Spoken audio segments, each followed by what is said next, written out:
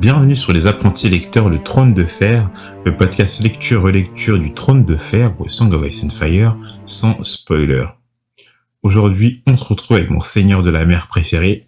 Je vous présente Guillaume. Wesh. Et on se retrouve pour le chapitre 57, soit le 5e chapitre de Sansa, si je dis pas de conneries. C'est ça.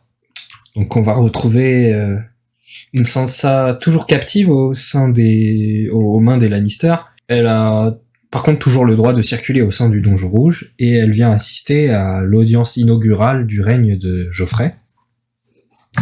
Et durant cette séance, vont être cités les opposants à la couronne, puis va être nommé Tywin Lannister en tant que nouvelle main du roi, suit alors la nomination de Cersei en tant que reine régente, et l'anoblissement de Janos Slynt, qui sera nommé Lord de Harrenhal, et qui va siéger au Conseil restreint.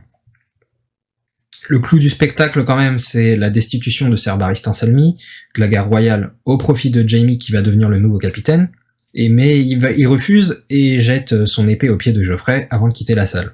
Sandor Clegane va prendre la place vacante au sein de la garde royale, même s'il refuse de faire ses vœux de chevalerie. À la fin de l'audience, Sansa demande le pardon pour son père, et Joffrey va lui promettre de faire preuve de miséricorde si Ned accepte de reconnaître sa faute et de ployer le genou. Et c'est Eddard Stark, le roi qui ploya le genou. Tel Thorin Stark.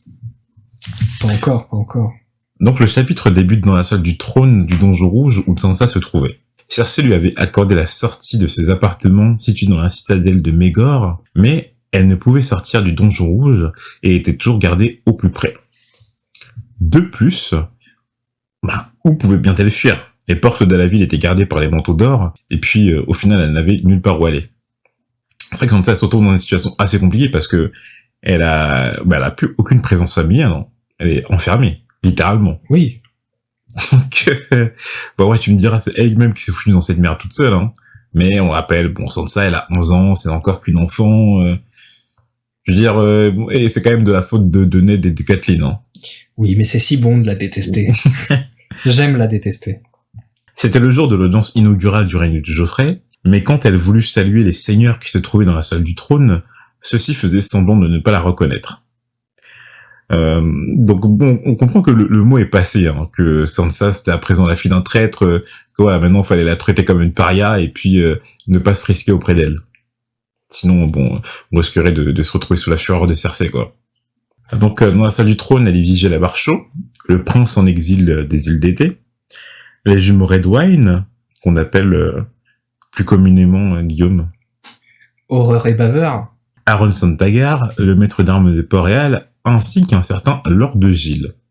Donc première fois que ce Lord de Gilles est cité, et il n'apparaît pas dans les appendices. Ça tombe bien, j'ai pas regardé. Seul le soulard Ser Dontos voulut lui parler, mais un mot de Ser Balon Swan suffit à le calmer. Guillaume, tu te rappelles de qui est Balon Swan? Je sais que c'est un banneret des Baratheons. Ouais. Et donc un des chevaliers apparut lors du tournoi de la mort.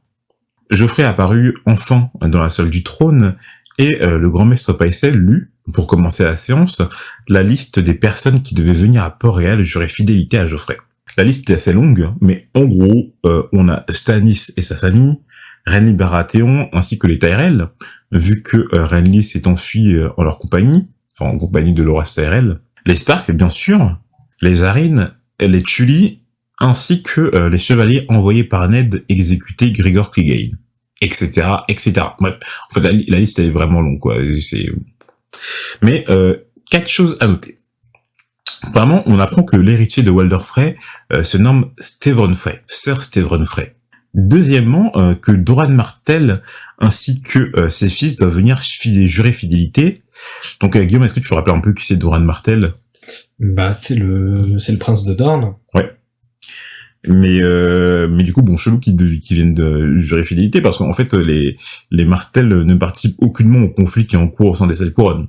Ouais. Donc on comprend que Geoffrey, il a vraiment dû citer tout le royaume, quoi.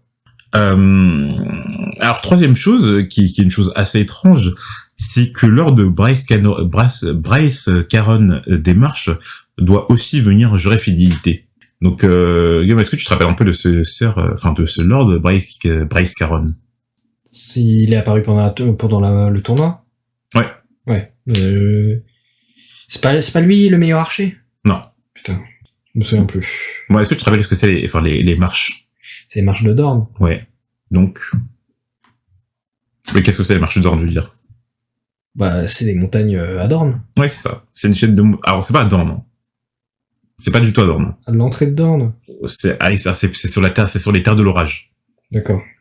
Mais, du coup, en fait, ce qui est étrange, c'est que, déjà, les Caron, sont des bannerets des Baratheons.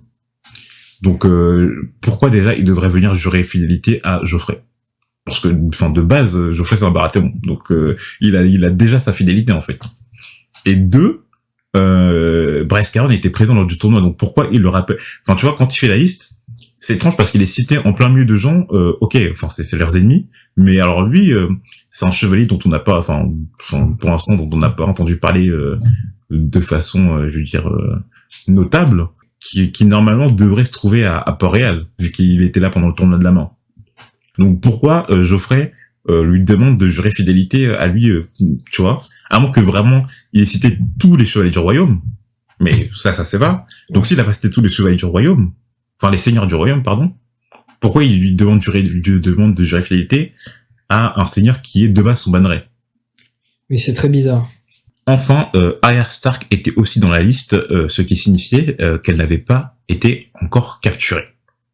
Donc Arya, on savait qu'elle était sortie, par le sort de passage secret là dans la cave, dans le rouge ou on sait pas trop quoi, mais bon, c'est pas trop ce qui lui arrivait après ça, quoi.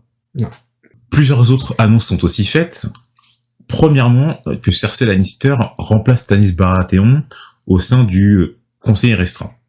Donc c'est vrai que là, à la fin de ce chapitre, les places du Conseil restreint vont être un peu chamboulées. Mais bon, on y reviendra à la fin. Deuxièmement, que Tywin Lannister est à présent à la main du roi. Mais bon, ça va être compliqué pour lui d'assurer ses fonctions où il se trouve. Mais ce qui est bizarre, c'est que Cersei Lannister, du coup, elle est maître des navires. Ouais. Genre en mode, elle a zéro compétence en navire. Genre. Mais après, bon, je pense que c'est un peu du truc, genre, elle est là, ouais. Mais c'est pas pour, c'est juste pour être dans le conseil, quoi. Ouais, c'est comme, c'est celui qui va venir, Janos Slint, il prend même pas, en fait, il y a même plus de siège spécifique, ils s'en battent les couilles, ils mettent les potes, ils font croquer la famille, et c'est tout. Ouais, c'est ça. Mais, ouais, donc, Tywin Manduroy, et c'est un poste qu'il retrouve. Je lui conseille que, à un moment donné, il a été Manduroy sous Aerys II Targaryen. Ouais, même Tyrion, dans le précédent chapitre, il avait présenté Tywin comme ancienne et future main du roi. Ouais, d'ailleurs, c'est assez étrange, parce que comment il sait que Tywin, ça va être la main du roi? Bah, je pense que quand il a su que Robert était mort, il a fait, bon, bah... Comme il a dit de façon si... Bah, je pense qu'il devait se douter que... Peut-être que, genre, il a visualisé Geoffrey sur le trône, il s'est dit qui serait sa main du roi. Il s'est dit, bah, Tywin, s'il est encore vivant. Non, mais je suis d'accord, mais, tu vois, il a dit avec tant de certitude que ça paraît, tu vois. Il est perspicace. Troisièmement, que Janos Slint, le commandant du guet de Port-Réal, est à présent le seigneur d'Harrenhal. Il appartenait, enfin, le château d'Harrenhal, appartenait avant à Shella Went, mais on sait qu'elle a dû rendre son château au Lannister parce que il n'y avait pas assez d'hommes pour protéger, quoi. Donc on rappelle que Shella Went, c'était la dernière de sa lignée, donc forcément il y a personne qui viendra se battre pour elle et pour la continuité de la continuité des Went à Harrenhal. Et bon, du coup on sait pas trop ce qui est arrivé à cette Shella Went. On sait pas trop si elle a été capturée en tant qu'otage, si elle a été tuée. Voilà, quoi. Les seules informations qu'on a, c'est qu'elle a dû rendre son château. Et en plus de cet anoblissement, Janos Slint siégera à présent au sein du conseil restreint. Donc pareil, lui son poste, comme tu l'as dit, Guillaume, c'est la famille. Voilà, quoi. Les sortes de postes concrets. C'est un peu les mêmes postes que Pénélope Fillon au gouvernement. Les emplois fictifs. Les emplois fictifs. Et le coup de tonnerre s'abat dans la salle du trône lorsque Cersei Lannister relève Barristan Selmy, le lord commandant de la garde royale, de son commandement. Même si la garde se compose de frères jurés pour la vie. Mais selon Cersei, Barristan Selmy a trop bien servi, mais son âge lui fait à présent défaut, et d'autres assumeraient mieux ce rôle à présent. Comme son frère, Jaime Lannister, comme par hasard. Barristan Selmy en est estomaqué, et essaye d'abord de plaider sa cause. C'était Gerold Hightower en personne qui lui a fait prononcer ses vœux. Il avait combattu aux côtés du Taureau Blanc, donc le Taureau Blanc c'est le surnom de Gerold Hightower, du prince Lewyn de Dorne. Donc on n'en a jamais entendu parler du prince Lewyn de Dorne. Il viendrait de Dorne en fait. Au jardin, bien sûr. D'Arthur Dayne, l'épée du matin, et il avait servi sous 3 rois. Jaehaerys II, sous Aerys II, et sous Robert Ier du nom. Mais ils étaient tous les 3 morts. C'est vrai que bon, c'est pas très, voilà quoi, c'est pas très folichon de servir ces 3 rois qui sont morts, sachant que bon, les vœux que tu jures, c'est de protéger à la vie, à la mort ton roi, quoi. Ouais. Jaehaerys, on sait pas comment il est mort, mais Aerys et Robert, bon. Après, pas censé défendre contre des sangliers, des sangliers ou des traîtres. Enfin, en fait, il a servi même sur 4 ans, hein, parce que bon, le peu de temps qu'il a servi sous Geoffrey Ier du nom. Hein. Mais non, parce qu'il était pas encore, oui, le peu de temps, ça fait quoi, peut-être 3 jours, 4 jours, une semaine, qui sait. Et surtout, c'est la nomination de Jaime qui le fait sortir de ses gonds. Comment ne pas le comprendre? Parce que on mettait le régicide à sa place. Genre, en plus, le pire, c'est que Geoffrey lui fait le reproche, t'as même pas su protéger les rois sous lesquels t'as servi. Mais Jaime, il a fait pire, il a tué un roi. Genre, en mode, c'est encore pire. Genre, il a pas su protéger, Jaime, il a pas su protéger 2 rois, lui, c'est un roi de moins, mais genre, mais il en a tué un sur les 2, quand même. Parce que Jaime, on sait, oui. Non, mais c'est ça, ouais. Ça, c'est le comble du déshonneur, hein. Non, en vrai de vrai, c'est chaud. Encore, on te remplace.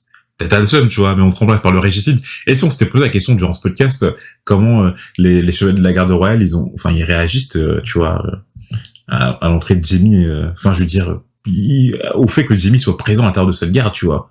Il salit un peu l'honneur. Mais c'est même pas un peu, c'est vraiment, il salit l'honneur en étant présent dans cette garde. Donc moi je me pose la question parce qu'on disait que Barristan c'est quelqu'un d'assez droit, c'est quelqu'un que Ned qualifiait comme homme d'honneur. Donc on voit bien que ça le satisfaisait pas que Jaime était encore présent, mais sous la pression des Lannister, il a dû laisser faire. La pression lui. Avant de s'en aller, Barristan Selmy se dévêtit de ses vêtements blancs et de son épée pour les balancer sur Geoffrey. Et là je vais parler un peu de Sansa parce que je trouve que c'est intéressant, qu'elle est intéressante parce que c'est c'est un des seuls moments depuis le début du tome où on la voit compatir, parce qu'elle se dit que le fait que les autres chevaliers de la garde royale rient de lui, parce qu'en fait Littlefinger fait des blagues sur le départ de Barristan Selmy, et bon t'as sœur t'as les autres membres de la garde royale qui rigolent des blagues de Littlefinger, ça doit lui faire mal quoi. Et en fait plus globalement on sent ça, on a vachement l'impression que, enfin moi en tout cas, et Guillaume tu peux me tromper hein, si tu penses le contraire, mais qu'il y a un changement de son comportement, du comportement de Sansa dans ce chapitre, que ce soit vis-à-vis des autres, c'est-à-dire qu'elle puisse compatir de cette manière-là envers Barristan Selmy, et puis même le fait d'être repoussée, d'être traitée comme une paria par les autres seigneurs, ça allait prendre conscience que c'est le. En fait, c'était difficile pour elle de comprendre les gens qui souffraient parce que elle tout était parfait dans sa vie quoi. Et là, le fait de savoir ce que c'est la douleur, c'est plus facile pour elle de comprendre les autres. Ouais.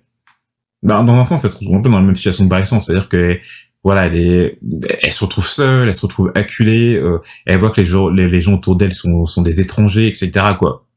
Et même vis-à-vis de Geoffrey, parce que si on remarque bien dans ce chapitre, avant Sansa, quand elle pensait à Geoffrey, elle était persuadée en fait que c'était son roi, que c'était son prince charmant, etc. Alors que dans ce chapitre, on a plus l'impression qu'elle essaye de se persuader que c'est son prince charmant. Et il y a plus cette certitude en fait, c'est qu'elle se dit il faut que ça soit mon prince charmant pour que je me sorte de cette situation quoi. Mais tu sens qu'en fait elle sait que c'est plus le cas. Ou en tout cas elle sait que c'est pas le cas. Ouais, on sent qu'elle a quelques doutes quoi. c'est vrai elle se le persuade et dit non, c'est pas possible, c'est mon prince charmant, il fera pas ça. Ouais. Ouais, donc son monde commence un peu à se craqueler. Et bon, ça fait écho à ce que disait Littlefinger. Hein. Je sais plus je suis prêt à la phrase exacte, mais le monde n'est pas un conte de fées, un truc comme c'est quelque chose comme ça. Ou le monde n'est pas une jolie histoire, parce que je suis pas sûr que ça existe les fées à Westeros, mais donc ouais, je sais pas, j'ai vraiment l'impression d'avoir eu un changement. Je sais qu'elle était plus, elle avait une attitude beaucoup plus triste en fait, beaucoup plus fade. Mais c'est pas fade dans le sens elle a moins de personnalité, c'est juste que tu vois, j'ai l'impression qu'elle prend conscience qu'il y a des dangers autour d'elle. Lorsque Barristan ne fut plus dans la salle, Joffrey ordonna qu'on l'arrête. Il était selon lui un traître et avait peur qu'il ne se rallie à ses oncles Stannis ou Renly. Mais son départ avait laissé un trou dans la garde royale où Joffrey et sa mère Cersei n'ont rien trouvé de mieux que de le remplir par Sandor Clegane, le ligné, alors qu'il n'était même pas chevalier. Et là, tu sens que même, je crois que c'est Sir Boros qui dit que oui, les membres de la garde royale ont toujours été chevaliers.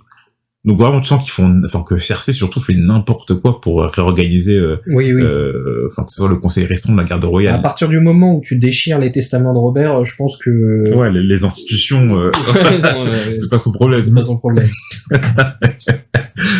Voilà, le conseil restreint, garde royale, rien à foutre. Moi,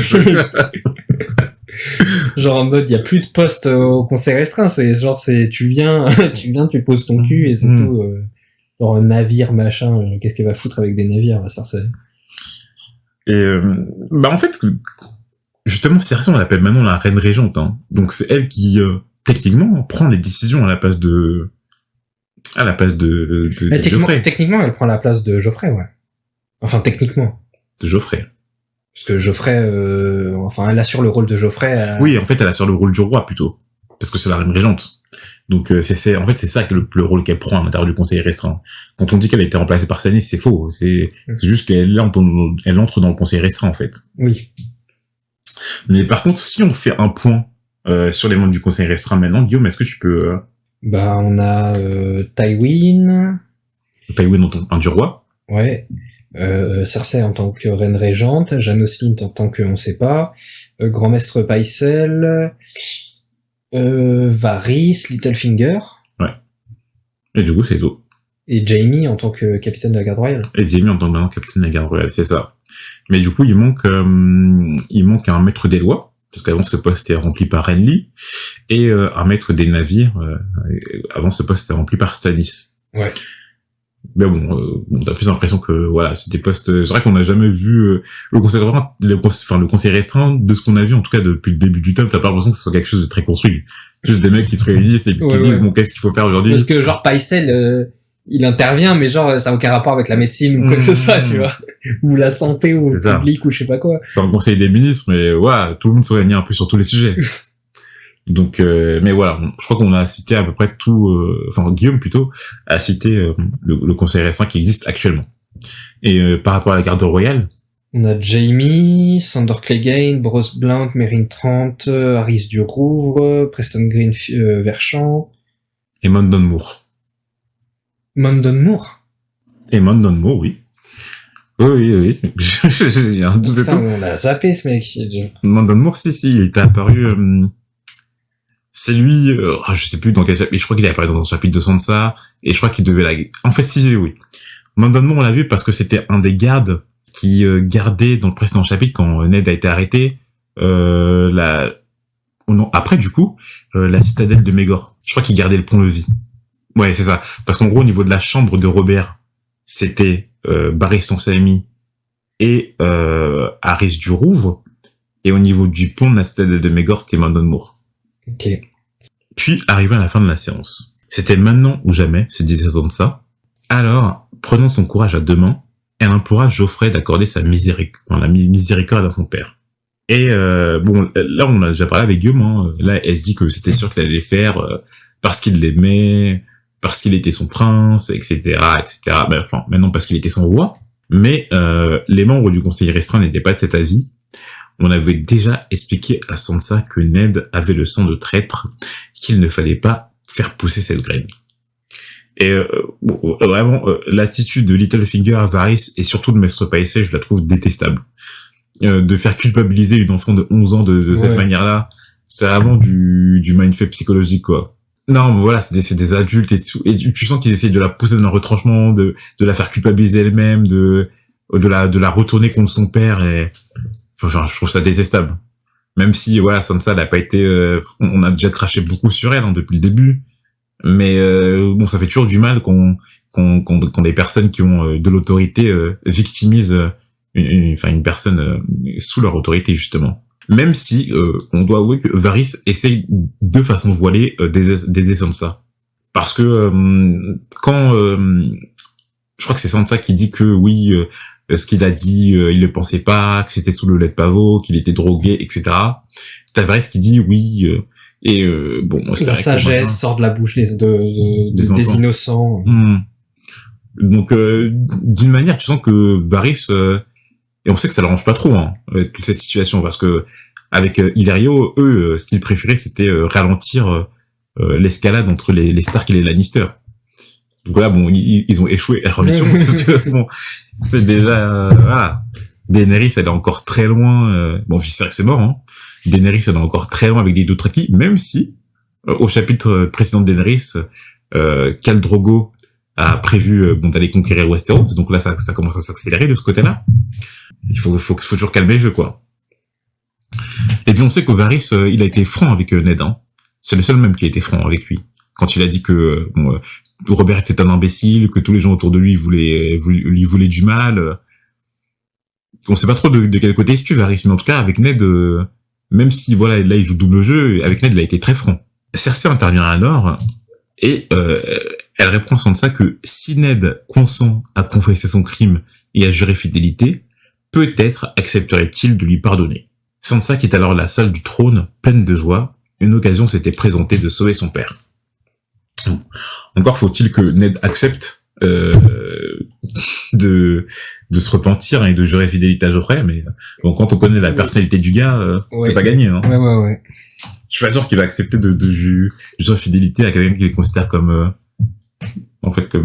illégitime, voilà, comme illégitime, en bâtard, tout ce que tu veux, quoi. Même, c'est même pas en bâtard, en fait. Donc, c'est un bâtard. Alors, il jure fidélité, à ceux qui ont tué son meilleur ami aussi.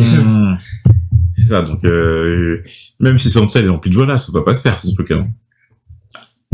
Il faudrait qu'elle réussisse à la convaincre, mais encore faudrait-il aussi que Cersei la laisse voir son père. Ouais. On a terminé pour cet épisode. On espère que le chapitre vous a plu. Si vous voulez continuer l'aventure avec nous, ce sera sur les réseaux sociaux. Et pareil, vous pouvez nous noter ou commenter le podcast sur les différentes plateformes. En tout cas, on a passé un bon moment et on vous dit à la prochaine. À la prochaine.